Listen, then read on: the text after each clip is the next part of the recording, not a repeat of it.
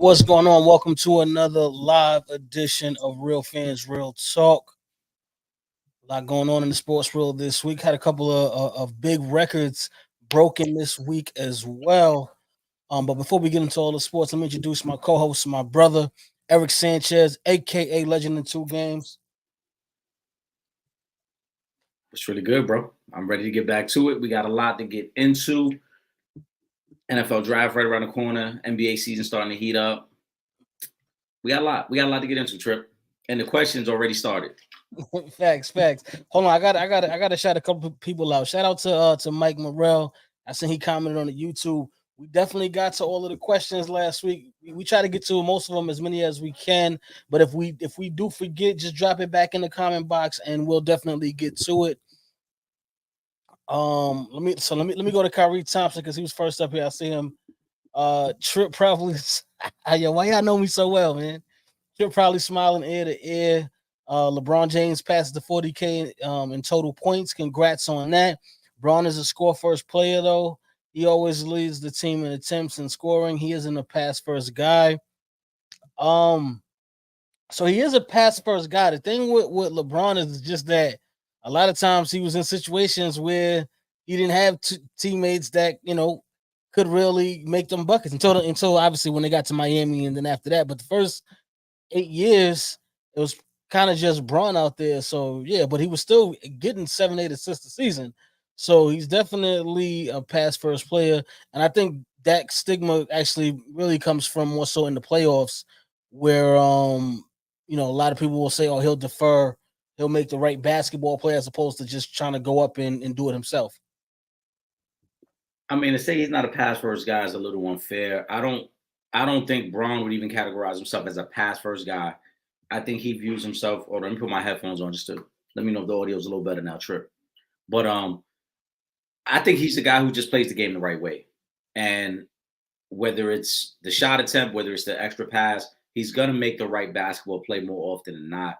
But I don't want to take this opportunity to tear down an accomplishment of 40,000 points. He obviously is the only member of the 40,000 point club. It's a kudos to his longevity and his ability to stay as healthy as he stayed throughout his career. And we should be celebrating that. Let's not turn this into what he is or isn't. What we know he is the only member of the 40,000 point club. That's a fact. And I was saying today, he's 40K with a triple double. With over 10,000 assists, 10,000 rebounds. So, you know what I'm saying? Like we gotta enjoy these moments. It's not gonna be too many more LeBron years left in the league, so we gotta enjoy these moments. 40,000 points. I mean, I feel like that's damn near impossible. If you look at right now on the all-time scoring list, as far as who's active, I believe Kevin Durant is 9 on the list, and he's about 12,000 points away from 40,000, which means that Kevin Durant will have to have a nice few more years staying healthy in order to catch LeBron, which obviously I think that's a record that's going to stand for a very long time. Like I don't see anybody surpassing 40,000 points. That might be a LeBron James stands alone statistic because at this point to reach 40K, uh, it's going to be tough. No, I don't think no one else reaches that number because, again, in order to reach that number, you got to have the longevity and productivity that Braun has had. He's not the first player to play 20 years in the league, but he is the first player to play this long in the league, talking 20 plus years, and still put up the type of numbers he's putting up. Vince Carter was 20 years in the league, but year 17, 18, 19, Vince wasn't averaging 20 plus points a game. So even the next guy that comes along, like I said, they may be other guys who get to 20 years. I think Steph is going to have longevity. And Steph's going to have an opportunity to score a lot of points just because of his ability to shoot. Even when Steph is older and slower, he can still be a spot up shooter who can get you 12 to 15 points a night. But the longevity and the ability to be this productive over 20 years is what separates LeBron from anyone. That, as you mentioned, that's why I don't think either that I don't know if there'll ever be anyone else who can even get to 40,000 points. I think Yeah, it's just too crazy of an accomplishment, and it requires too much luck. yeah, because you gotta stay healthy. And again, I mentioned this last week. You know, LeBron was able to come into the league at 18. So unless they change the rule and push it back to where you can come out straight from high school again, everybody moving forward automatically is down a year because they're going to start Yeah, at 19. So that first year that you could have used to help get to that number is, it's going to make it damn near impossible. it's that. I mean, that's a great point, and it's also the new rules with how many games you got to play to be an All NBA and win MVP awards, and that's a big factor because you remember your ability to get a super max is based on if you are a first team All NBA guy or not, and so for a lot of guys, they're not going to get the privilege of load management the way Braun did for so many years. It's not a knock against LeBron, but it is what it is. There was a point in time where the league went to load management, and Braun was able to benefit from it knowing I only really got to suit up for about 60 games this year. That no longer exists. Guys now are being forced to play more games, and that's going to also put more wear and tear on your body. Exactly. I'm gonna go to Rich Dre's comment because we still while we're talking Braun hitting the 40K club. David, we ain't forget about you. I see your Caitlin Clark comments. We definitely gonna talk about that a little bit later on in the show. So don't worry, we're gonna get back to your question. But shout out to Rich Dre. He says Braun got that 40K, but the Lakers lost again to the Nuggets for the eighth straight time, and no KCP last night. What is it that makes it a bad matchup for the Lakers? I'm gonna tell you right now what it is. It's tough for Anthony Davis to guard Jokic because he outweighs him by a significant amount. Right now, if you go back to the bubble, when they beat Denver to get to the finals, they had Dwight Howard, they had JaVale McGee, 2 7-footers that were both agile, could get up and down the floor. Dwight Howard, one of the greatest defensive players we we've seen. Period. Um, they were able to contain Jokic that entire series, so that Anthony Davis could do pretty much whatever he wanted to, whatever he needed to do in the series. The Lakers don't have that now. They haven't had that for a long time. So if you look, there's a huge difference in the bigs that they have. Because I watched the game the other night. You got Rui on him. He's too small. He's not going to be able to hang with Jokic like that. Jackson Hayes, not enough. Whatever other bigs they got, not enough. Yeah, and Anthony Davis can keep up with Jokic, but it makes it more difficult when you're trying to put up 30 on the other end of the floor, and then you got to come back and try to not only guard Jokic, but stay out of foul trouble as well. So I think that's one of the key things that they're missing on why Denver has their number. That's a big part, and I see Ron doesn't quite agree with you because he said, "Man, that bubble was 4 years ago, and Joker's a different player, so chill on that bubble stuff." No, Joker is a completely different player. We're not minimizing how Joker has evolved, but what Tripp is saying, there's a lot of truth to that. Yesterday's game specifically, Anthony Davis had 11 rebounds. The next closest Laker was LeBron with 4. Look at Denver's front line. Joker had 10 rebounds. Aaron Gordon had 10 rebounds. Michael Porter Jr. had 9 rebounds. The interior lack of size by the Lakers is just makes this very tough for them. Also, the versatility of Denver. You got Joker as a 7-foot center who can initiate offense. You got Aaron Gordon as a 6'9" power forward who can initiate offense. You got Michael Porter Jr. at 6'9", 6'10", who can shoot and initiate offense. The Lakers just don't have the bodies to match up with them. And again, we still haven't even mentioned Jamal Murray. We're not talking about the game Holiday had yesterday with 13 points off the bench. It's a very tough matchup, and it's too much versatility on Denver's side where the Lakers just don't match up. They're getting killed on the boards, and then they're just getting killed by a team that just has more talent than them. Shout out to School Poop Trip. He guards AD2 and gets 30 plus, right? But again, he also outweighs Anthony Davis. So, let's go back to you see the difference in weight between Wilder and Tyson Fury. It's damn near like that when you're watching Jokic on the court with Anthony Davis. So it becomes a little bit more difficult. And we are talking about arguably, if you don't have him as number one, you got him at number two, and you damn sure don't have him lower than third when you're ranking NBA players right now. So we are talking about a top 3 player right now in the NBA. So yeah, he's gonna definitely get his numbers. You know what I'm saying? And, 2-time MVP, NBA champion, Finals MVP. He's gonna get those. and let's be clear. I mean, Anthony Davis didn't have a bad game yesterday. He had 17-11 on 13 shots. But again, it's the versatility. Like Scoop Hoop is saying, why not run him to death? You can't really run him to death when you're losing the rebound battle, when you're constantly taking the ball and having to inbound it as opposed to being able to get out and run. Again, they had 3 guys yesterday who almost had double-doubles in points and rebounds. Anthony Davis had 11 rebounds. The next closest Laker was 4 with LeBron. He needs help on the boards. You can't get out and run if you're constantly having to inbound the ball after made baskets. Yeah. So, I mean, I saw the Lakers were bringing up Harry Giles. I don't know if that it's gonna help, but That don't obviously, mean nothing. I know it doesn't. But I'm saying from the standpoint of they're looking for big man help. They need help. They get it. They know they're missing what they had that year. That they had two 7-footers, Dwight is 6'11", but that could hang with Jokic and at least keep him occupied enough so that Anthony Davis could do what he needed to do on. So it is what it is. Denver got their number right now, though. All right, let me see what we got up here. Let me go to Mike Merrill's comment real quick. I didn't throw this on the rundown, but I want to talk about it. Scottie Pippen been one of those Good Morning America shows. Was praising Jordan and saying he the best ever. Pippen must be clean now.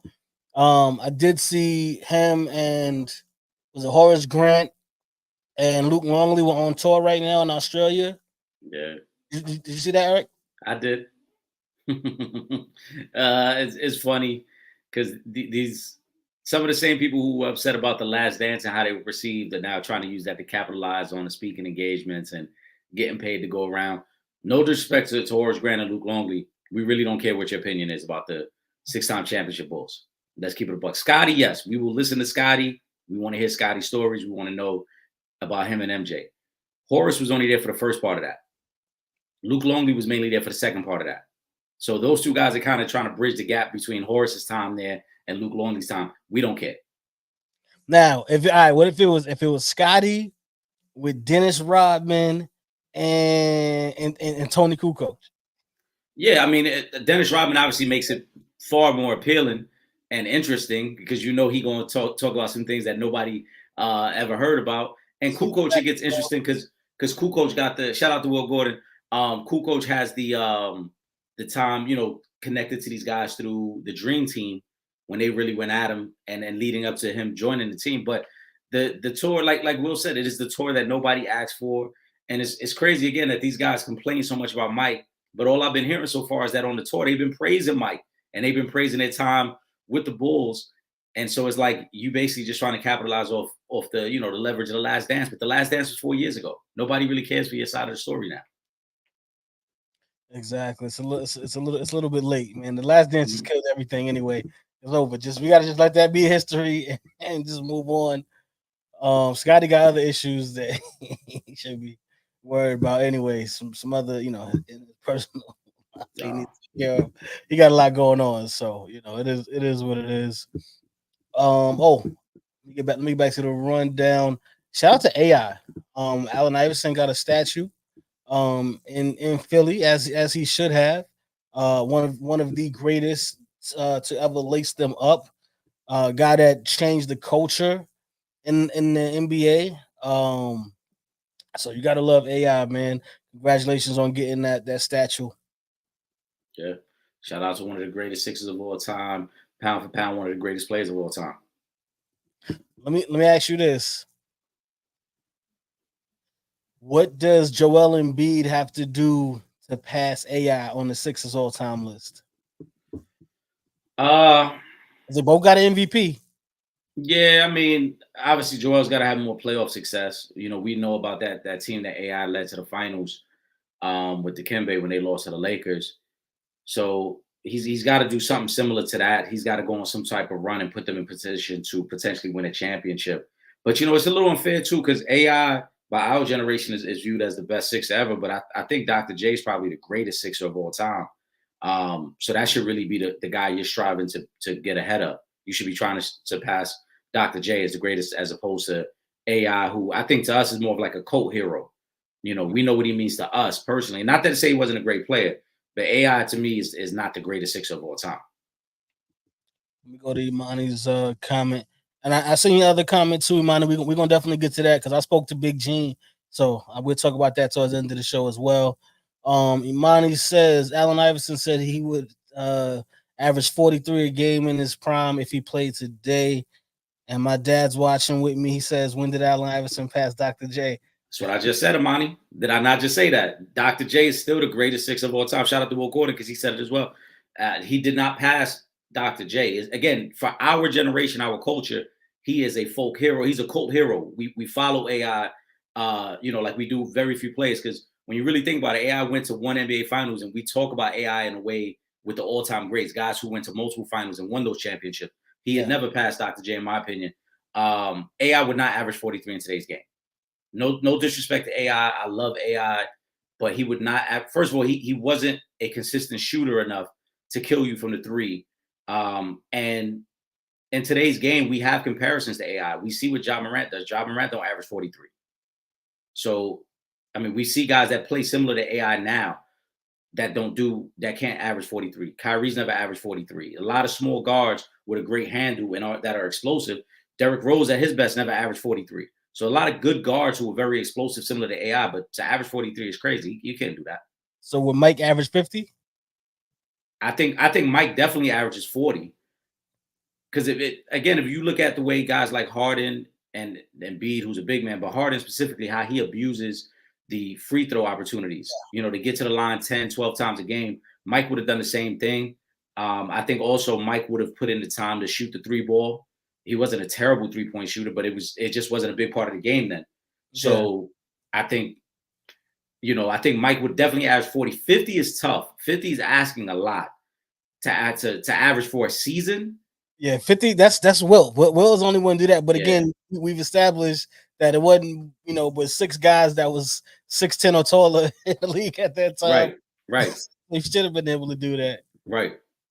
I don't know if Kobe averaged 38 to 40 because he kind of still played in this era. You know what I mean? So I don't know if that would really change for Kobe to jump him up that high, because he played in this era still. So, and I mean, he did do 35, so maybe he could do 38.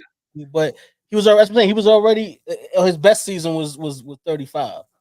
So I think Kobe would be in range as well, because again, Kobe's another guy, good shooter. He would have extended out to the 3-point line. He would have made more of an effort to shoot the 3 ball, understanding the impact it would add in the game, and then also the free throw disparity. You look at the best players in the game, how often they live at the free throw line. That's where, to me, Mike and Kobe would have had legitimate chances to average 40 a game, because they would have been going to the free throw line 12 to 15 times a game. So even if they're knocking out 80% of those, you're talking about an easy 12 points every night from the line. You add in everything else, they would have had a legitimate chance to score 40 a game, man. Yeah. Couple of big losses. Scotty Barnes is out indefinitely, but more so just because of the playoff race and how things are shaping in the Western Conference. Russell Westbrook, who's been playing really well for the Clippers, is going to be out as well. How big of a loss is this for the Clippers? It's tough because they've been rolling lately. I think they'll still be fine. I think you'll see more Terrence Mann off the bench. He'll get some more opportunities. They'll still be okay. The big part with them is going to be when he gets back, and then how do you integrate his minutes back? Because you love to have Russ's energy. We talk about it all the time. All the things that he brings on the court, aside from just being able to score for you, his ability to rebound, his ability to be another initiator of the offense with that second unit. So they'll be fine. I think it's just a matter of when he comes back, how quickly can you integrate him back without losing any momentum? Yeah, I think that's more so what it be for me too, is how it's going to affect the chemistry after that much time passes, and they've kind of tweaked their game plan to compensate for Westbrook not being there. I guess the advantage that they have is that he's not a starter, so it makes it a little bit easier to get him reacclimated to the system and what they're doing. But because they were playing so well, I do think it is going to be a significant loss. Because they were on an uptick. They really started clicking since when the Harden trade happened and he came over, it was kind of shaky, crazy in the beginning. So to how they've turned things around, Westbrook has been a huge part of that. So I do think it is going to be a significant impact on them. But we'll see if they can kind of hold things together. Their bench still held it down today. Norman Powell had a great game with 24 points off the bench, and they had a good win against Minnesota. So, like I said, I think they're still going to be fine. Kawhi went off too today. They're going to be fine. Yeah. Let me get a one off in here real quick. Hoopballer Scoop says, should the Cavs retire Kyrie Irving's jersey? he hit the biggest shot in Caps history and helped them win their only title. I would say yes. However, I know there's tension between him and the organization, um, with how things ended there. So I don't know if they necessarily do it, but I do think they only have one in franchise history, and we're not talking about the eighth guy coming off the bench. We're talking about the number two guy who put his stamp on that series, and yes, did hit the biggest shot of the series to get them, to close things out. So I would say yes now, but we do know that the owner there is a little petty. So I don't know. I don't know, man. I hate the fact that every week we talking about somebody if they deserve to get their jersey retired. I don't think Kyrie was there long enough to get a jersey retired, but he did have the biggest shot in franchise history. He was a part of 3 teams that went to the finals there. I don't think Kyrie should get his number retired. I don't think he did enough as a Cavalier to get his jersey retired. But as you mentioned, there may be that sentimental value where he had such a huge impact on those 3 NBA Finals runs and specifically winning the championship that they do it. I just don't think he should get it done. Yeah. We shall see. Did he do enough? The owner's going to decide whether or not he did enough, and then we'll see if his jersey gets put up in the Raptors. We could talk about Bronny because we were going to get to that next anyway. Bronny says that he is going to decide his draft status based on team interests, which I think is the best decision that he could make, because if ain't no interest, why would you leave school and go into the draft? You might as well just stay in school and get better, showcase what you could do next year when you're a little bit older. You got used to playing in college. Trip, this way you be showing your bias, man. This is why followers be getting on you, because you're showing your bias right now. First of all, what potential second round pick in the history of the NBA has ever come out and released a statement like, I'll decide if I'm going to go in the draft based on team interest? If you project to be a second round pick, you should just be happy that anybody is selecting you. That's first. Secondly, the fact that Clutch Sports is coming out and saying these things, like, to me, I don't know. It just doesn't sit well to me. He hasn't done enough in college to even be talking about the draft. And then the fact that they're making it seem like he's trying to be picky about even wanting to enter the draft. Just stay at USC, Bronny.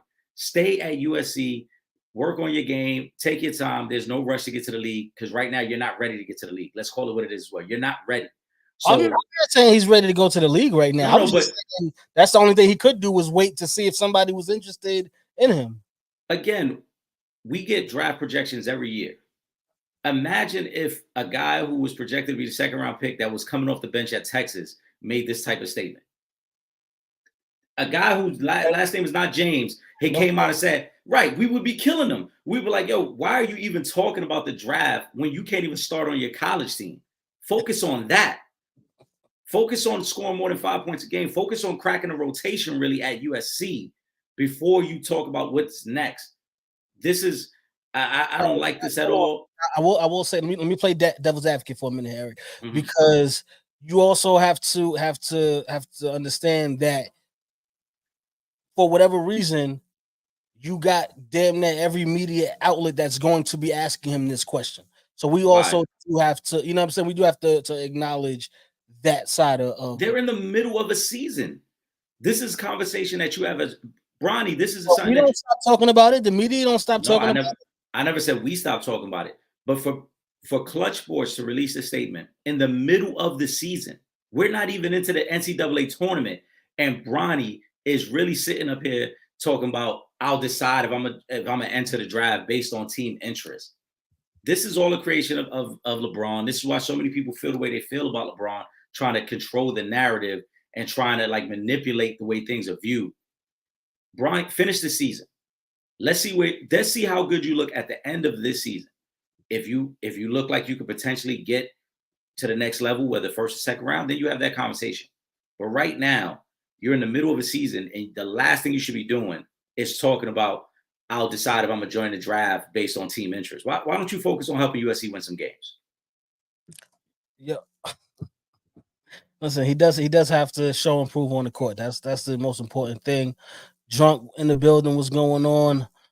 David, we're not gonna forget. I said earlier in the show we're gonna talk about Caitlin Clark a little bit later on. Well, We not gonna guys, y'all already know we getting every question. Y'all know we getting every question. we got you. Let me see. Drunk says MJ's son who played at Illinois was better than Bronny. I mean, I gotta look at his stats because from what I remember, he was trash. You know, no disrespect, but from what I remember, neither one of his sons was doing nothing in college. So I can't really, I can't really speak to that. And to the other point, Trip, like you said, like, the media talks about it. Yeah, because Braun says things like his son is better than half the league. So of course the media are going to talk about it. Yeah, Did he not say that? yeah. Let me, you know what? Let me go Okay, all right. to Kyrie's comment up here. Did LeBron put too much pressure on his kids? Didn't he get mad when the draft board removed him and then tweet let him be a kid? Yeah, he did get mad, and and yes, he does put a lot of extra pressure, and then there's just the pressure that's already going to be overwhelming anyway. But yeah, comments like that do add fuel to the fire because no matter what, if LeBron James had never spoken on Bronny playing basketball in life and just let him go through his youth playing basketball, you were still gonna get every member of the media talking about it and speculating and try to see what's going on. But yes, he does add fuel to the fire with tweets like that. He does. I think he put the pressure on him when he talked about Bronny being Trip. You got to relax. You got to tell your people to relax. He put pressure on him when he said, his son was better than half the league. He put he put pressure on him when he said that he would be, happy to play with his son, and obviously created this whole media firestorm about wanting to sign with whatever team drafts his son. So it is unnecessary pressure. He got to just let him play. Simple as that. Let him go play. Like I said, if he takes 2 years, 3 years to develop at USC, that's fine. Everybody isn't great after their freshman year. Some guys get better after their junior, sophomore, junior year. Yeah, no, I definitely agree. Well, he definitely. Well, I know about focus on being. He just needs to focus on being better. Period. Even though they do now, the way people talk about Bryce though is He like not better. Bryce. He not better than Bryce. You know what I'm saying? I seen a little bit of Bryce game. He not better than Bryce. Bronny not better than Bryce. That's what I'm saying. But I'm just saying he still needs to just focus on himself and being the best version of himself. He can't. He don't need to be focused on LeBron. He don't need to be focused on Bronny. He don't need to focus on nothing but getting better. Let me see. This NBA want Bronny and Braun to be King Griffey Jr. and Griffey Sr. so bad. Yeah, because you know what, the NBA is about storylines, so I could definitely see that. It's all about the storyline, and that is a dope storyline when you're talking about one of the greatest players of all time, and that the basketball legacy coming full circle. You know what I'm saying? So it's a big storyline for the NBA to pump, and they want to get as much out of LeBron James as they possibly can for these next couple of years. So if that storyline is going to generate and turn into dollars, then yeah, we want to see that. Because at the end of the day, if Bronny and LeBron do wind up on the same team, tickets are going to be sold because people are going to want to see that. Yeah, of course the NBA wants it, but in sports in general, I mean, how many opportunities has there ever been for something like that to happen, where father and son could be on the same team? It's very rare because you never have this type of longevity. So of course the NBA would love to capitalize on it, and Braun would love to capitalize on it. He would love the opportunity to kind of quote unquote pass the torch on to his son.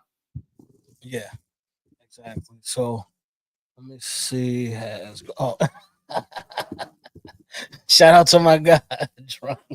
Appreciate that, man. Appreciate that. Yeah, man.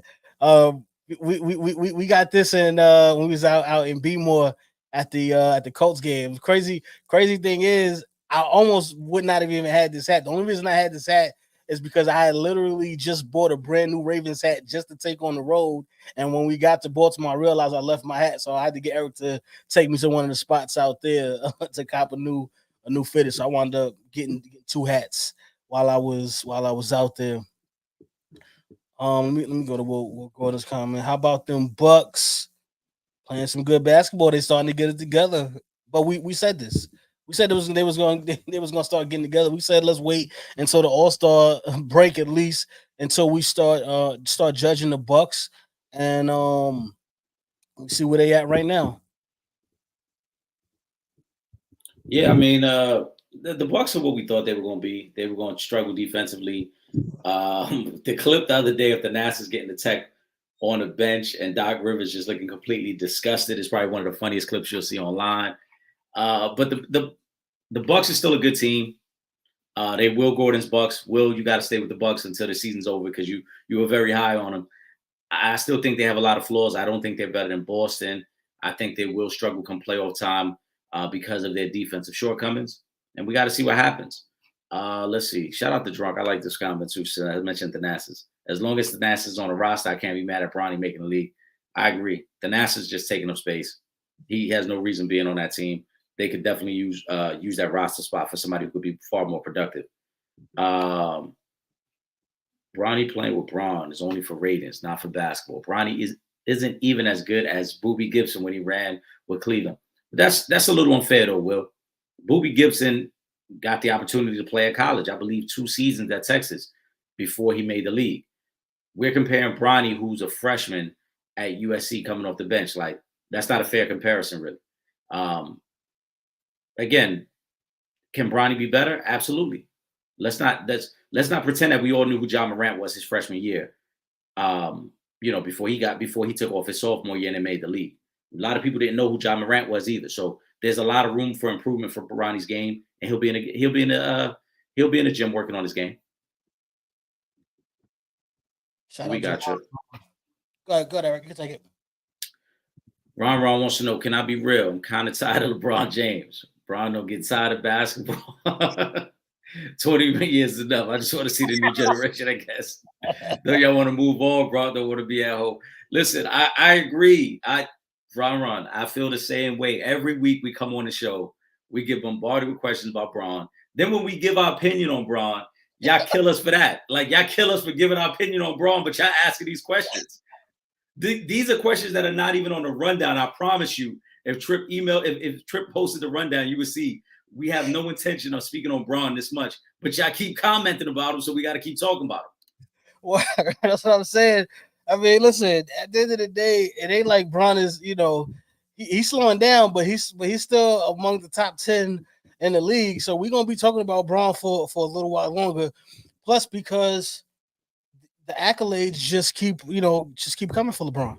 So you know what I'm saying? We're gonna be talking about this 40K and then whatever's next for LeBron. We're gonna keep talking about LeBron until Bryce is in college. Like, that's pretty much it. Yeah. And after, because we just finished talking about AI. We talk about Kobe all the time. We talk about Mike all the time. We're gonna be talking about these guys. When we're talking about the greatest of all time, they're always gonna be in the conversation. Like I said, you guys bring up the questions. We do not. I promise you, we do not be looking to talk about Braun as much as y'all think. Come on, Drunk. That's speculation. Okay. Can we stop acting like Braun not on me? It's very possible. It's something that the NBA does not test for. It's true. I love his greatness, but it's like when he's not top 10. Oh man, y'all love to hate. Y'all like when we talk about LeBron. That's what it is. Y'all like when we talk about LeBron. Because y'all like Eric said, y'all always wants to talk about it. Y'all keep bringing the conversation back to LeBron James. Eric, y'all about to get Shake Milton. Talk to me about Shake. What can he do for the Knicks? He ain't gonna really do much, to be honest. It's an additional guard that's supposed to, help out with point guard duties off the bench, because right now Deuce McBride is the backup point guard for the Knicks. Jalen Brunson just got hurt in tonight's game, which is something that I've been fearing because we've been so banged up recently. No Randall, no OG. Obviously, Mitchell Robinson's been out. Now you got Jalen Brunson, who got hurt in tonight's game in the first quarter. So the Knicks are in a very tough spot because we went from being so hot in the month of January to now we're so injured and we're losing all these games and losing quality guys. Shake Milton, quality guy off the bench, but it's more so as insurance because Deuce McBride is your backup point guard. I don't know how much Tibbs is going to trust a young point guard in a critical playoff series. He would probably prefer a veteran that he knows what he's going to get every possession as opposed to a young guy who can be a little erratic. Yeah. Ron says, what place the Lakers in? They're in 10th right now. According to the standings, they're in 10th place. So you know, there goes that one. I don't know if that I was supposed to go further on the answer, but yeah, they're in 10th place. Knicks have a lot of injuries right now. Yes, they do. Randall is out right now. Mitchell Robinson is still out right now. OG still out. OG supposed to be out, I think, for like another 2 weeks. OG is still out. So yeah, I mean, bringing on Shake Milton, I don't know how big of an impact, but they could use some depth right now with all of those guys being missing and being out of the lineup for as long as they have. I'm interested in seeing how the Knicks look once everybody is back because we really haven't seen since the OG trade. Mitchell Robinson was already out at that point, so we really haven't had a chance to see what this Knicks team is going to look like when everybody's healthy. Yeah, OG after he got traded there when Randall went out, and then OG himself went out. So you're already missing, 40% of your starting lineup. Really 60% because Mitchell Robinson's supposed to be your starting center as well. So right now they kind of running on fumes. And even the other night, Tibbs got to be careful about running these guys into the ground because the other night I think Josh Hart played pretty much 47 out of 48 possible minutes. You just can't. There's no way you can sustain that for the rest of the year. You got to find a way to get guys breaks, get guys rest. And I understand they hurt, but you got to just do better there. And OG, Hoop Ball Scoop, OG did not play against the Warriors. He has not played in over a month. Yep. Let me go back to the rundown real quick. Oh yeah, we got to talk about the Celtics. 10 straight now. They, Jason Tatum, one of the top MVP candidates right now. They completely they ran Golden State out the gym today, 140 to 88. That's ugly.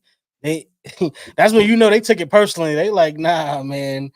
After what happened to us in the finals, they not playing right now. But they got ugly today. They are clicking on all cylinders. They are the best team in the NBA right now, man. And barring injury, they're gonna be the best team going into the playoffs too. Yeah, I believe so. Drunk says what's crazy is OJ made I said OJ, excuse me. OG made the Knicks exciting to watch. Yeah, immediate impact when OG joined the team. You saw an immediate impact. That's why I said I'm interested in seeing what this team looks like healthy because they have there's no superstars, but they have a complete roster. They play defense. They can score the basketball. They have the depth that a lot of teams don't have. So I'm interested in seeing what they look like once everybody is healthy. That's the key. I mean, they have a lot of depth. Obviously, after they made the trade for Bogdanovich and Alec Burks, it's a team that can go 10, 11 deep, but they got to be healthy. That's the biggest thing because there is no, as good as Jalen Brunson is, there is no one elite star that can carry this team. This team is built to kind of wear you down with their depth. But if they're not healthy, it don't matter. It won't work. Drunk said, "R.I.P. to the Warriors dynasty 320." I think the dynasty might have been dead before the day too, though, Drum. Yeah. What's this? Or was the Warriors on the last game of a 5-game win streak? Are you talking about when they played the Knicks, or they definitely ain't been on a 5-game Nah, win streak. unless he made the road trip that the Warriors were just on. Okay. Oh, Yeah, okay. but I think even them losing today, I mean, Steph didn't shoot well at all. Steph was bad today. And Andrew Wiggins has been away from the team. I think now this is his third straight game where he's been away from them. I saw somebody else commented that earlier about him being away from the team. Yeah, that's what Hoop Ball Scoop meant. He meant 5-game road trip. He's Okay. talking about the performance today. I mean, that might have played a factor. Early afternoon game, on the East Coast, getting ready to go back home is very possible.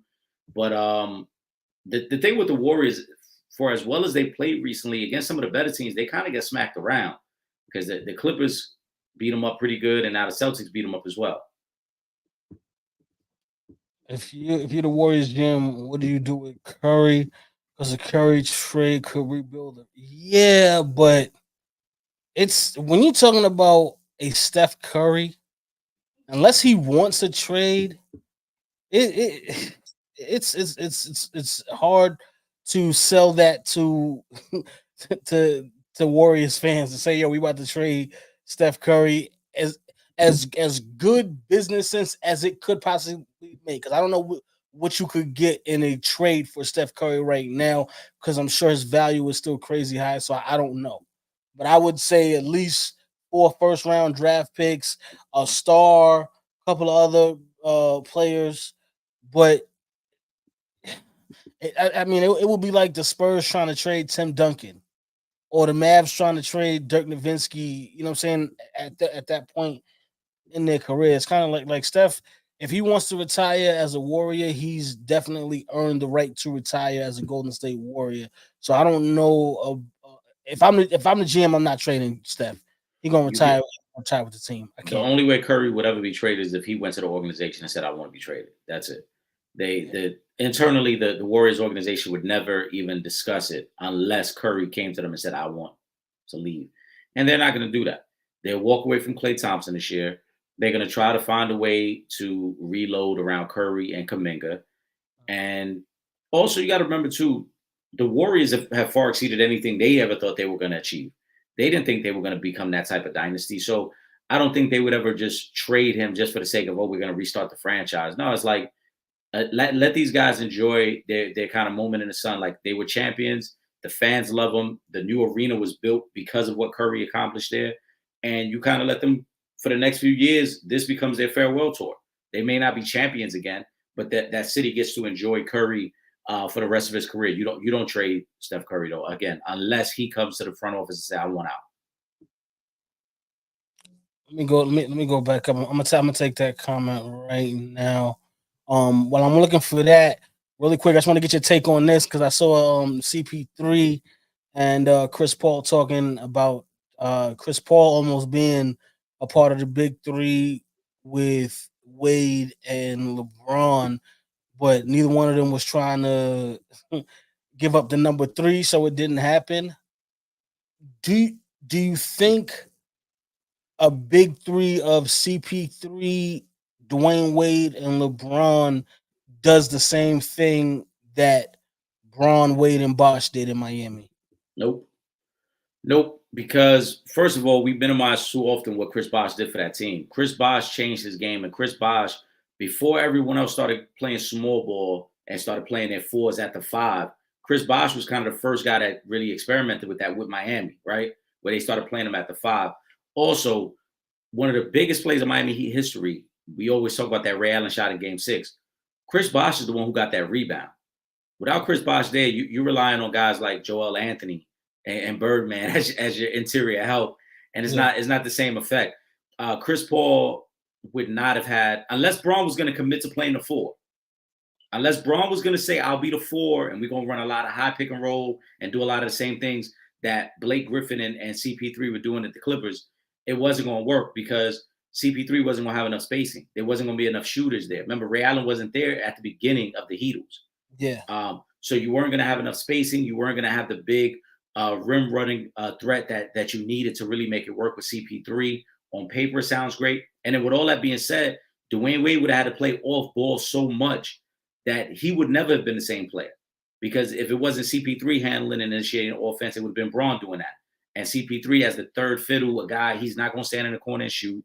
He's not going to do any of those type of things. He wasn't a great defensive player either. He was a good defense player, not a great defense player. It just doesn't work. yeah. And I think the skill sets that you get with Bosch are so much more important than what you would have gotten from CP3 because you have LeBron James there and Dwayne Wade, who can also run the offense for you, bring the ball up the court. Mm. So you know what I'm saying. When you're losing an all star big man like Chris Bosh, who can play offense and defense, I don't know if Chris Paul, if they have anything near the success they did with Chris Bosh being there. Um, Yeah, shout, I don't think they will. shout out to Rich Dre. He says, "What's y'all thoughts on the USA roster taking shape? The core players are Curry, LeBron, Durant, Embiid, Tatum, Booker, and Holiday. Now y'all fill out the rest of the 12-man roster. I mean, I feel like nobody can mess with the United States. Like I've always felt, when you put those guys right there on the same roster together for the Olympics, I think it's going to get bad for the rest of the world. And I'm going to love every minute of it, because we had to hear all this nonsense during the World Games because we sent our BC, you know what I'm saying, B and C guys to play because we don't really care about the World Games. And so now it's just going to be like, okay, we about to just run through the rest of the globe, reestablish who are the kings of the basketball court, and that's the United States. And that's it. I don't even care who else is you. You can put anybody else on the roster after you got these guys on there. That's a solid core. I think two young guys that I expect to see on the team: Tyrese Halliburton and Anthony Edwards. Halliburton gives you the true point guard that you need for all these scorers, and then Anthony Edwards, we talked about it before, Trip. He might be the future of the league, future face of the league. So I think this is opportunity to join up with these guys as well. Outside of that, then it gets difficult because I mean you could just go star power with guys like Zion. I don't think John Morant will make the team just because there's still too much negative publicity behind John Morant. Bam Adebayo might be another guy you consider because they do need probably another big. But after that, I don't know where you would go. Like I said, to me, Halliburton and Ant Man definitely make the squad though. Yeah. Let me see. So can Kyrie and Lillard both be on the team? Yeah, why not? I was like, it don't even matter. Kyrie's not getting an invite. He probably is not, but I'm just saying. But if he was, I mean, you know what I'm saying? It's just more firepower. You know, that's pretty much it. Then Ant Man. So what guards get left off? That's the thing. We have so many, like the the league now. Like a lot of the big men or the top big men are international players, but the wings are or you know what I'm saying, the top wings are US players. Mhm. So you know what I'm saying, like there's so many people that you could put: Donovan Mitchell, Yeah, Devin Booker, you know what I'm saying, like this. Booker's going to be there. Mitchell might be odd man left out. Like just looking back at the summer games, like Jalen Brunson probably won't get an invite back. And again, no disrespect to him, it's so many quality guys. So Yeah, that you're going to see some guys get left, but I think Ant Man got to make the squad. because I mean Jalen Brown is also gonna take Yeah, up those guard spots. You know what I mean? So there's so many great. I mean, we talk about this with the All Star team. You know what I'm saying? And so there's so many great players that play for the US that is just like, I, you know what I'm saying? Even if Donovan Mitchell doesn't make it, right, or if Kyrie is not there, the roster that is going to ultimately be playing in the Olympics is going to be so dominant together. It is not even going to matter. yeah. Jalen Brown gets an invite over Ant Man. I'm gonna be Yeah. sick. That's tough because we just finished talking about the Celtics and what they're doing right now.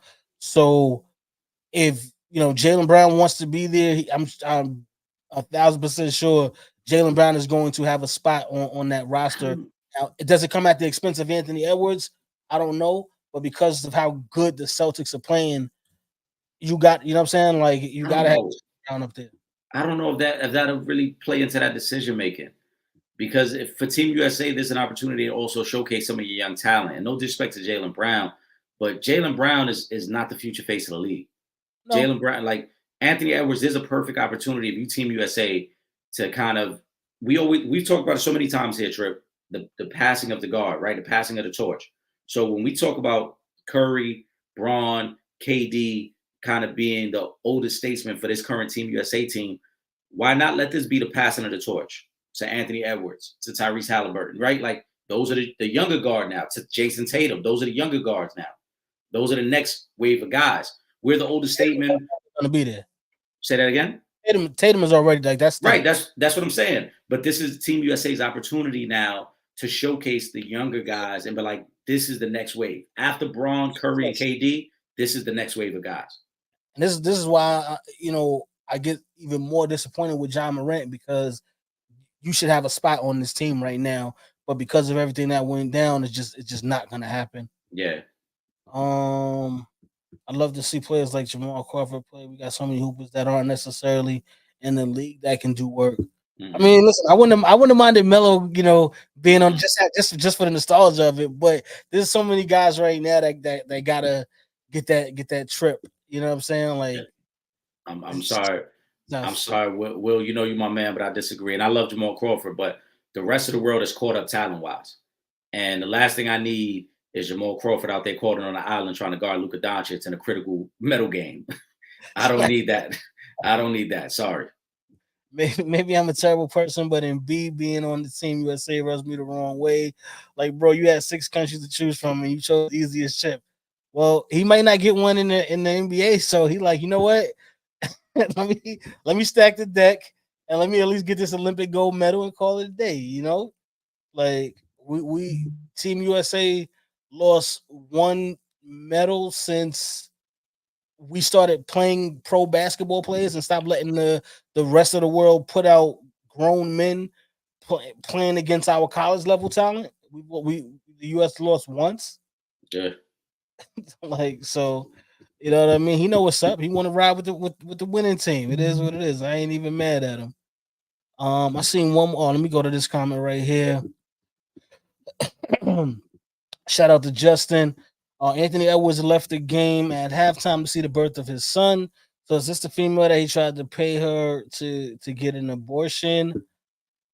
I Um, believe so. Probably is I because believe it's so. time, right? You would think it's about that time for to have that baby. And listen, I'm glad he's stepping up to the plate. He's gonna at this point, you know what I'm saying. You knew Shorty was keeping the baby, so there's nothing else to do but step up and be a father to this child. And if you don't like that, then you should you know get some prophylactics when you out here with Yeah, your. it's unfortunate that them text messages got leaked because he's super young, bro. Like, he spoke off emotion. He probably said some things he regrets, but he ain't never gonna be able to live that down because, as you can see, like immediately it turns to, oh, this is the shorty he tried to get the abortion. Like, it probably is none of our business. We probably should have never known about those text messages. Shorty should have never put them out there.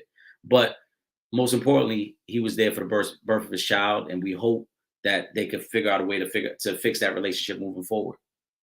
Yeah, I don't know if she the side piece, That I don't know yet. or the main piece or whatever piece she is, but she got the piece of the bank account where it matters. That's all I know is she got a piece of the bank account for 18 years, maybe 21 if he goes to college. So this is why y'all gotta get them prophylactics, man. Like my man Snoop used to stay back in the day. Get them prophylactics. Don't be out here just raw dogging it. All right, that's how you get in trouble. On shoot. I want a full documentary on So professional that might be drunk. That might be a 6-part series right there. 6 part. No, because he's saying purely IG, but if you take it back into the history before IG, I mean Yeah, that's yeah. that might be like the Roots saga. Like that's how long that could go on forever, man. You might have to dedicate a long weekend to that. Word. Let me go to Hoop Baller Scoops comment. This is a good one. This is a good question.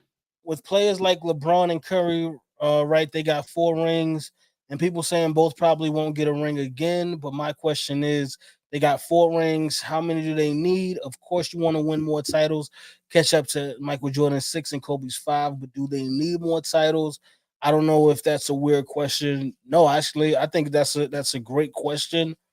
Um, in this in for purposes of their individual legacies, they are who they are already.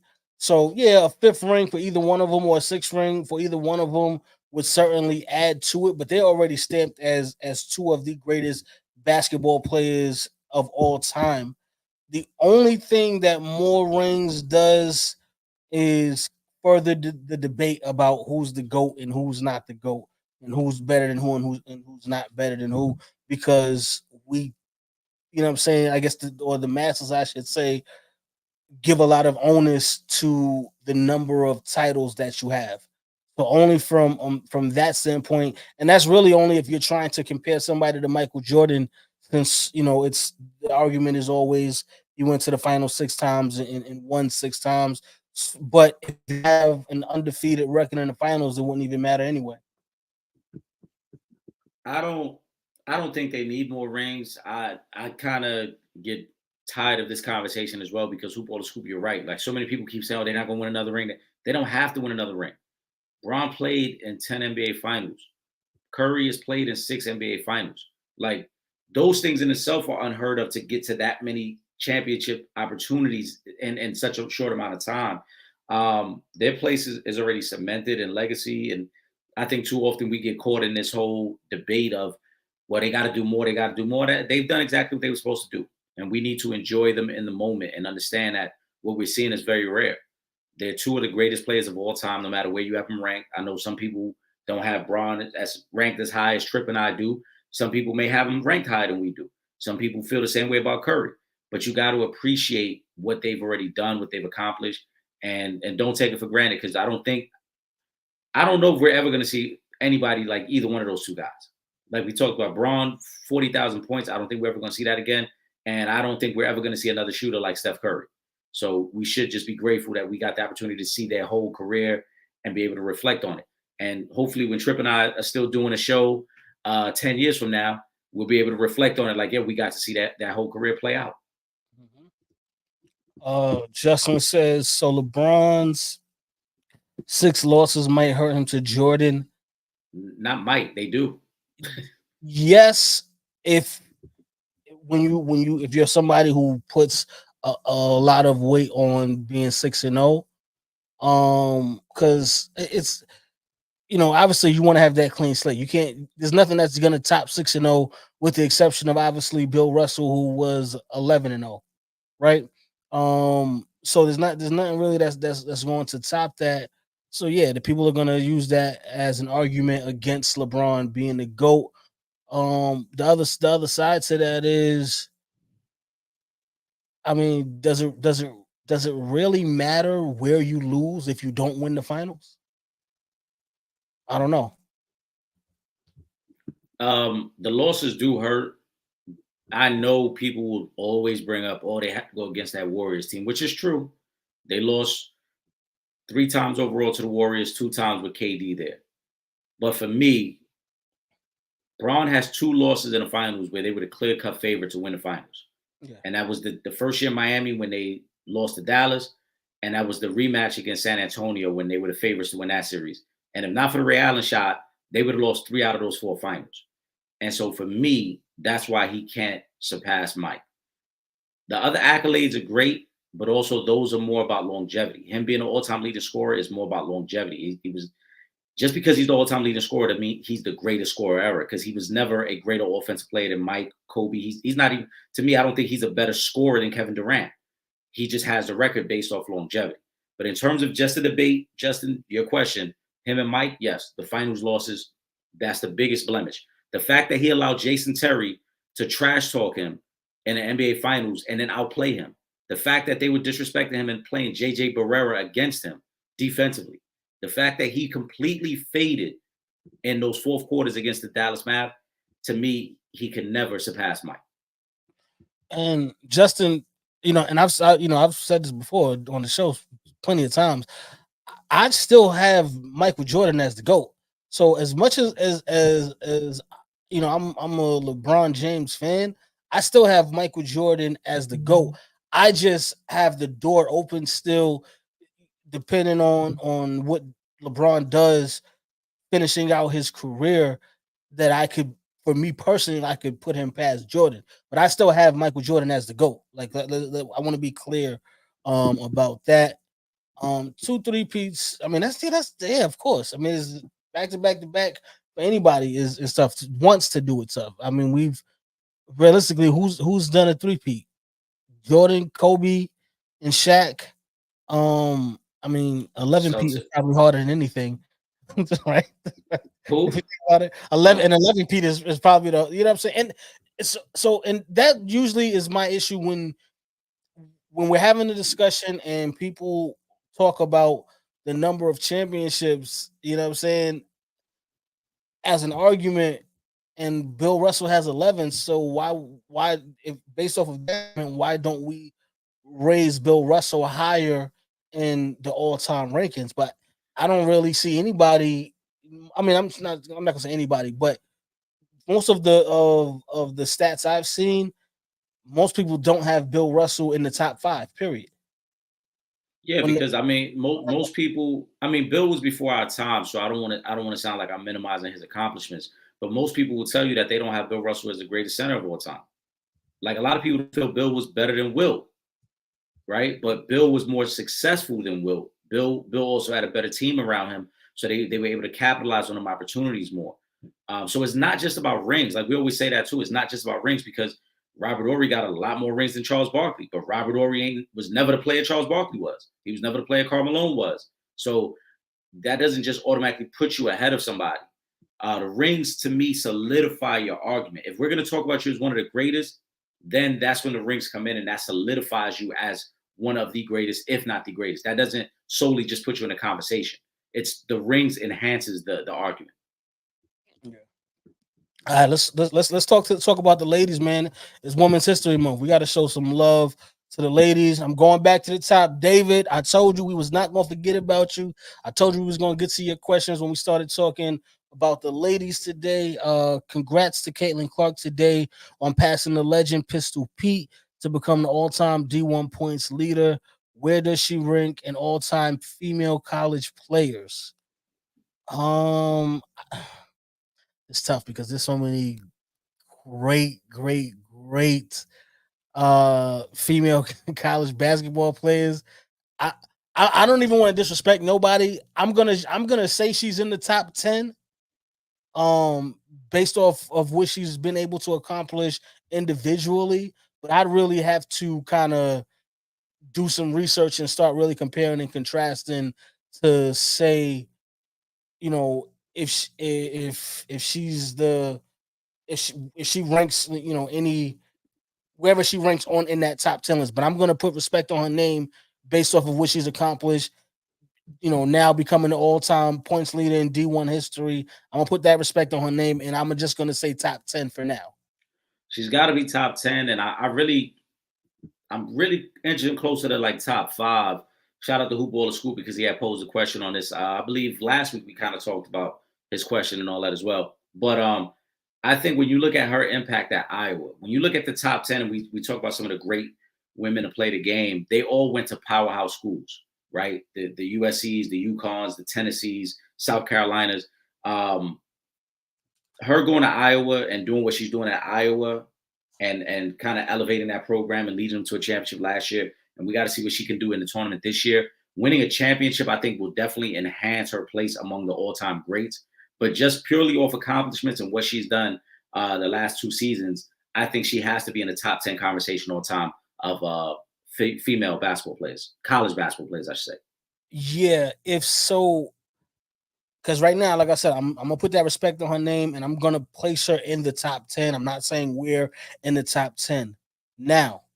If she can get the job done this season and win a national championship, before I even delve in and do the homework, I'm gonna bump her up to the top 6 because I think with the individual accolades and having a national championship under her belt, I think you got to put her at least top 6 with that. But again, there's so many great. I mean, just just based off of the ladies that have been on the Olympic team alone, because we'll sit up here and we'll give the men praise, the men's Olympic team praise for their dominance. But guess what? On the women's side of things, it has looked like the dream team versus on several Olympic tours. Like the gap may be farther from women's uh Oh yeah. players when you're talking about the US versus the rest of the world. Like it might be even farther than what the gap is with the men Olympic team. So I definitely want to put a lot of respect on her name for I that. want to I want to get to Justin's question. I want to answer this real quick because I've been hearing this as well. I'm gonna put it up here right here, Trip. This one right here, right? We started hearing about her 2 years ago. Where did she do 2 years before that? So I'm so happy you mentioned that because this is one of the things that I was going to get into with Hoop Baller Scoop with the post he put up. Her freshman year was COVID. A lot of people started hearing about her last year because of the tournament run and she had that moment. Remember where she just kind of waves off the person shooting and against South Carolina. Her freshman year, she averaged 26, 5, and 7. Her sophomore year, she averaged 27, 8, and 8. Her junior year last year, 27, 7, and 8. And this year, she's averaging 32, 7, and 8. She has been a bucket every year since she stepped on the floor. She shoots over 40% from three every season in college. She is the truth. This is not a flash in the pan. This is not, oh, she's just hot for the moment. She's been hot since she got to Iowa. It's just that, again, it's a smaller program. If she played at UConn, right? Look back, for those of you that follow women's college basketball, look at the notoriety that Paige Buckers got when she went to UConn. And everybody was so hyped about her going there. If Caitlin Clark went to Tennessee, if she went to South Carolina, if she went to USC or LSU, there would be a lot more publicity for her. She is the truth. This is something that didn't just start this season. She's been balling out every year. It's just the team around her wasn't good enough to get her to that platform. Last year, when she got on that platform, she went off, and that's when she really showed everybody how talented she is. Yeah. Drunk, I agree with you too. Y'all think she'll make the USA team this summer? Will they put her on? I would love to see it. But again, just same way we talked about the men's roster, it's there's so many great players to where it might be like, she's somebody who obviously she has to stay healthy, but she's somebody who I would say is going to be in the WNBA for a long time, right? So she'll be able to make it on an Olympic roster, and with there being so many women that are amazing in the WNBA right now, I don't know if she does. And it's not like in the past where you would have the the men's players and then there was like one college basketball player that would Yeah. get on the roster. It's not like that anymore, so I don't think so. I don't. I think she will. I don't want to jump out the window with it though, because I think she will get an opportunity, and I think she will make the team. Listen, again, like I said, I would love to see it. I just don't know if she does, just because of all the players, what I'm saying, in the WNBA right now, that are dominant. I don't know, but I'm not against it. Let me go back. There was one more comment up here that I wanted to get to. Okay, here we go. Yeah, while we're talking about Caitlin Clark, Caitlin Clark also announced she will be going into the WNBA draft. What can she bring to the WNBA? Will they put her on the USA team this summer? Well, obviously we just spoke about the Olympic team, but she is projected to be the number one pick in the draft, which would be going to Indiana. I read earlier today that the ticket sales are already at record numbers, with Indiana having that number one pick in the draft this season. What she brings to the WNBA, I mean, obviously it's her talent. She is one of the best shooters that I've seen in women's basketball in some time. She does a little bit of everything, and because of these last 2 years, she's bringing a lot of star power to the WNBA too, and that's something that they need with these incoming young ladies who enter in the draft this coming season, as well as we have right now. And I wanted to shout out all of the women in college basketball, because we are seeing some amazing things right now with the women that will be heading into the draft within the next couple of years, and they're getting that star power now. Shout out to Andrew Reed, shout out to Juju Watkins. We're going to talk about a little bit later as well, but they have star power. That's one of the things these female college athletes we're seeing more and more coming out of school is they have star power. Before, they didn't have as much star power because we weren't really watching the ladies like that. But now we're in an era where we're watching everybody, and there are a lot of these young women that have star power right now. Yeah, she's gonna bring a lot of excitement, a lot of star power, and Man, I don't know. Like, I don't want to sell short any other females that have gone into the draft, but I don't know if there's anybody who's had this much hype coming out of college on the women's game. Yeah.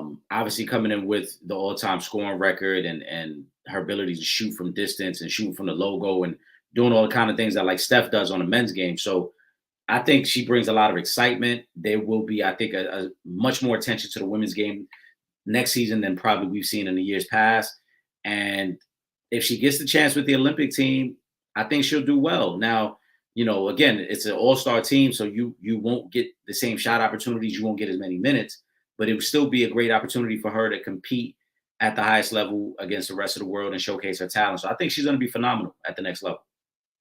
Yeah. Shout out to Pool. What's good? Where you been at? Oh my goodness. I meant to hold on. I meant to get your other comment first. I'm gonna go back to that one. So maybe we can have a Curry versus Clark next year. That would be classic. I think they were talking about a 2-on-2 with Dame and Caitlin versus Steph and Sabrina Ionescu. I saw something like that. I would love to see that. But either way, yeah, I thought that was one of the brighter spots of All Star Weekend, having Steph versus Sabrina. So I like that aspect. I would love to see more of that in the coming seasons. I think that would be dope if they do the 2-on-2. But ultimately, yeah, if they do a Curry versus Clark next year, that'd be must-watch TV. Hmm. And yeah, remember Candace Parker, rookie year, won MVP and rookie of the year. Listen, Caitlin Clark definitely has that type of talent. So what I'm saying, we'll see how it goes. Let me go back to Imani's question, because I told her we would get to that question at the end of the show. We're gonna get ready to start wrapping things up. Let me see. Let me go back a little bit further. What's that question? Okay, here we go. Um, because now we shout out to the messy section of the of the family. For the end of the show, what y'all thoughts on some man suing Puffy, some producer? Then y'all might know about some Puffy and Meek Mill on the low. I'm messy, so Trip break it all down. Shout out to you, Imani, and shout out to your pops too for rocking with us today, man. That's a fact. Appreciate that. Um, I ain't gonna speak on Meek, because we rock with Meek on this side, so I ain't even trying to put Meek in no type of crazy allegations or anything like that. And academics, you need to relax too, bro. Like let it go, because you're not like that. But as far as the man suing Puff, listen, man. All I can say is, from my conversations with Unc, with Big Gene, is I wouldn't put anything past Puff. You know what I'm saying? Obviously, I can't give y'all a 1,000%, because I wasn't in no rooms with nobody, so I don't know Mhm. anything that went down on that type of level. But like I said, I don't put anything past him. Um, King just dropped another set of interviews on Art of Dialogue, talking about a lot of this stuff. So y'all go over to Art of Dialogue channel, and y'all check that out. I'm gonna get Gene, because I gotta get up with Gene soon. I'm gonna get him to give us another exclusive to drop for you guys here in the midst of all of the stuff that's going on with Puffy right now. So yeah, I don't know what to make of the allegations, because the from what I read, the gentleman who's suing Puff said it kind of like hearsay. He didn't know for a fact that it happened. It was kind of like, well, somebody told me this what happened. And then, he repeated it. So I don't know how valid it is. But with Puff, there's so much going on at this point. It's kind of like, I mean, is there truth to it? And Trip, you and I, without exposing too many things, you and I have had plenty of talks with Big G where he told us some things where it was like, all right, maybe there's some truth to it. So I don't know what to make of all that. The academics part of it is whack, because academics and Meek have been going back and forth for a long time over nonsense. Um, and for academics, this is he's the new Wendy Williams. This is what he likes, to Yeah. stir the pot and create controversy and to get people to tune in to his show and all that. So we got to see what happens. But I will say, because we didn't do a Friday night live, we starting to do it on Tuesday night. So Will Gordon and I will be getting into this topic Trip, you're more than welcome to join the show because we're gonna switch it up a little bit on Tuesday nights. It might get a little messier on Tuesday night. So, but I don't know what to make of it because, like I said, the gentleman who is suing Puff, it is documented that he's saying it as hearsay, what somebody told him. So he wasn't, and like I said, we weren't in the room, and the gentleman said himself he wasn't in the room, so he doesn't know. He just this is what he's heard. So I don't know how much of it is really like, yeah, this is truth, or this is like I'm just now taking a dig at Puff pause to try to enhance my lawsuit. And drunk, let me say this because I'm gonna read your comment. Listen, I know y'all New York and Puffy sliding on cats left and right, but Diddy did that. Let me tell you something, okay? I put out Raw Deal the last big night, so ain't no Puffy bias. Not at all. Okay, not at all. Eric did interview Big Gene several times and spoke about so many different things. So no. This ain't no Puff New York bias. I first of all, neither one of us is with any type of sexual assault or deviant behavior, anything like that whatsoever. Again, we gonna still say allegedly, for right now, but we against all that stuff anyway. But because of the personal relationships that we have with people that were actually there at that time, we have a different level of knowledge than say the average person might. So that's why when I say I wouldn't put it past him, I can say that, you know what I'm saying, and feel confident in saying that because of what I've told from people that have direct knowledge of dealings with Puffy. Yeah. I mean, I was the OG. Appreciate that. Yeah. Like I said, we ain't got no bias towards anybody. We just gonna report on it and give our opinion on it. So, and with these lawsuits, man, but we got to be real too, because we say this all the time. With these lawsuits, you never really know what's real or not, because cats will throw out a lawsuit hoping that you just settle. Yeah. You know what I'm saying? So they'll throw out a lawsuit, settle, and then like, leave it at that. Yeah, we saw that, calling him daddy. Oh yeah. He kept saying, why y'all ain't party with me, daddy? Why y'all ain't party with me? Fab and Jada was trying to avoid the question. Like, I think I was busy for that party, Puff. I was busy. I understand, like in the 70s, they used to say cat daddy, but once you took off the cat part to that, I got to pause now. If you know, we calling grown men daddies over here. I don't even call my father daddy. That's my father. It's kind of like when Birdman and Wayne was kissing on the mouth as grown men. Like, we not that. Yo, but this Puff joint, it did leak over into the sports world, because I don't know if you saw a Trip. So Ryan Garcia took an old picture of Devin Haney and Puff where they both shirtless in the pool. You better chill. And they hold on, and then he put it on the t-shirt, and now he started selling the t-shirts. Because Devin Haney did kind of set himself up, because in the caption he said you got to be in to get the invite to Puff party. Yeah, that was his caption. But Ryan Garcia got to be careful with that, because it's going to be a great fight, though. It's going to be a great fight. But you might get your ass beat behind that, because nobody wants to be affiliated with all of that mess that's going around right now with Puffy. Nobody wants to be affiliated with that. And when you're trying to put that out, you better come to that fight prepared, because Devin Haney is coming for the kill. Listen, it's very personal with these guys. They've known each other for a very long time. But Ryan Garcia, I give him his props. He is promoting the hell out this fight, because not only that t-shirt, then he leaked that footage that everybody heard about that nobody had ever seen. He leaked that footage of Haney and Tank sparring at Floyd's gym, the famous sparring session that AB had talked about. With Tank was getting the best of Devin. Now, to Devin Haney's credit, Devin Haney was 17 at the time. He held his own. He ain't back down, but it was a tough watch. How old was Tank at the time? I think Tank was 19. I think Tank is 2 or 3 years older than Devin Haney. Okay, but he was already doing his numbers at that point. They both were pro at the time, because Devin Haney turned pro in Mexico when he was 17, so he was pro already.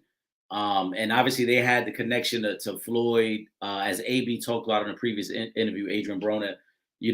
Haney was getting some work at Floyd's gym, and Bill Haney, his pops, was talking crazy about Tank, and they called Tank to the gym. And AB said himself, he said Tank was actually drunk off the Henny that night. They had just finished partying. Tank came straight from the club and put in work. But from what I heard, there's more to the footage, because AB himself said the beginning of the fight is all Tank. He said when they settled things down, because a fight almost broke out amongst the two camps, when they settled down and restarted the sparring, then Devin Haney started getting the best of Tank. So he did say that Devin Haney had his moments against Tank as well. And like I said, Devin Haney was only 17 at the time. Yeah, but we just saw the part where he was looking bad. Yeah, we only saw the part. Yeah. Where Tank was looking like Tank. Yeah, I'm sorry, man. But let's get into the final thought segment so we can get ready to get up out of here. Yeah, let's go. As always, man, first and foremost, shout out to everyone who's rocking with us. We appreciate you guys. Keep tuning in. We're going to keep giving you guys quality content. And, Trip and I are working on some things behind the scenes as well. The Friday Night Live, we're going to shift it to Tuesdays because we're out of the NFL season. So we want to spice things up a little bit. We're going to start doing a Tuesday night toast. So make sure you get your favorite beverage. Lock in with us Tuesday night, 9 p.m. We're going to get Trip Yung on there. It ain't going to be just sports, though. I'm going to let it be known. Any topic, any and all topic. You want relationship advice? Come to the Sanchez show on a Tuesday night. I don't know if you're going to want to run with the advice. I'm going to be honest with you because we're going to be several drinks in. So it might not be the best advice, but you're definitely going to want to tune in. We're going to be doing movie topics, music topics. Obviously, if you ask about sports, we're going to get into sports. And Trip might be sharing some stories of his past on the show as well. So y'all got to lock in Tuesday nights, 9 p.m. Just might. My final thought. Two things really quick. Amanda Serrano, she was supposed to fight this weekend on that Jake Paul card, but she wound up having an eye injury, so that was canceled. I guess they'll wind up rescheduling and getting back to it at some point when she's good to go. And I mentioned her earlier in the show, but I definitely want to take a minute to show Juju Watkins some love. She broke Cheryl Miller, who's somebody that we speak very highly of. She broke her record for 30-point games in a season, and again, this is her freshman year, and she's doing her thing. This is somebody who, if she keeps it up, can probably break the record that Caitlin Clark just broke if she stays the course. So big shout out to Juju Watkins. Yes, we'll see you. We'll see you on Tuesday night as well. Make sure you guys are following us on all our social media: Instagram, Twitter at Real Fan Talk, Facebook.com/Real Fans Real Talk. And of course, subscribe to that YouTube channel, YouTube.com/For the Fans Productions.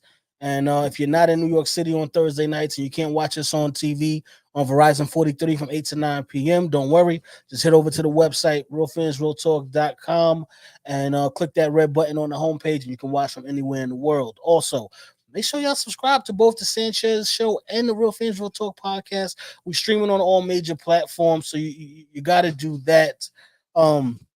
With that being said, though, for myself, Trip Yung, and my co-host, my brother, Legend in Two Games, a.k.a., or should I say Eric Sanchez, a.k.a. Legend in Two Games, we up out of here. Peace.